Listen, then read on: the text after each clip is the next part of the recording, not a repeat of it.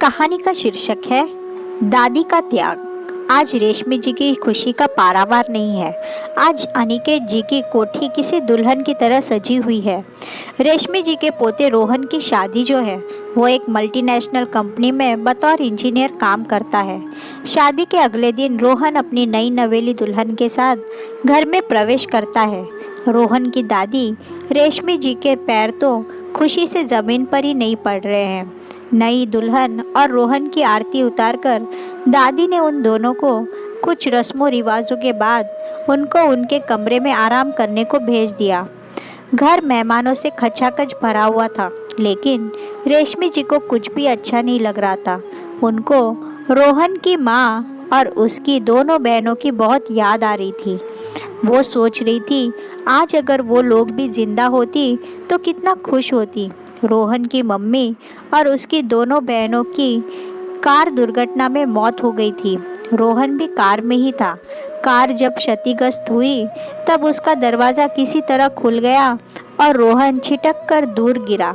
उसका बाल बांका भी न हुआ। शायद इसी को कहते हैं जाको राखे साइया मार सके ना कोई। तब रोहन 3 साल का था। तब से रोहन के पापा विक्रम और रोहन की दादी रेशमी जी ने पाल पोस कर रोहन को बड़ा किया। रोहन का चेहरा देखकर विक्रम को भी अपनी दूसरी शादी करने का ख्याल भी कभी मन में नहीं आया। ये सब बातें सोचते सोचते रेशमी जी को कब नींद ने आ घेरा उनको पता भी नहीं चला। शाम को उनकी बेटी राखी ने उनको चाय पीने के लिए जगाया। राखी बोली, अम्मा तुम दुल्हन की आरती उतार कर इतना सो गई, शायद शादी के काम धाम में इतना थक गई हो। रेशमी जी हंसते हुए उठी और बोली, मैंने कौन से पत्थर तोड़े हैं जो मैं थक गई। उन्होंने चाय पी और नई दुल्हन के कमरे में चली गई। वहाँ नई दुल्हन की मुँह दिखाई चल रही थी। उन्होंने भी रोहन की दुल्हन को अपनी शादी का सतलड़ा हार मुँह दिखाई में दिया, साथ साथ ढेरों आशीर्वाद भी दिया। बड़े प्यार से नई दुल्हन की पीठ थपथपाकर बोली, बेटी आज से ये घर तुम्हारा है, तुम इसको संभाल कर रखना। मेरा क्या है, कब मेरी आंखें बंद हो जाए।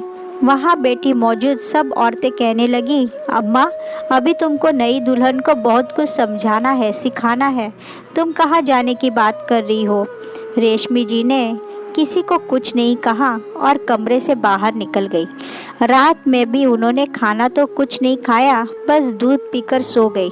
सुबह जब उनकी बेटी चाय देने आई तो चाय देने के लिए उठाने लगी, लेकिन अम्मा टस से मस नहीं हुई। उसने उनको हिलाया तो उनकी गर्दन एक और लुढ़क गई। राखी की चीख सुनकर सब मेहमान अम्मा के कमरे में दौड़े आए। अम्मा को देखकर सब जान गए कि अम्मा अब इस संसार में नहीं है। अम्मा चिर निद्रा में चैन से सो रही थी। अम्मा शायद अब तक जिंदा ही इस घर को संभालने के लिए थी। वो तो पहले से ही कहती थी इस घर को संभालने वाली जल्दी घर में आ जाए तो मैं सुकून से मर तो सकूं, और आज उनका कहना सच हो गया।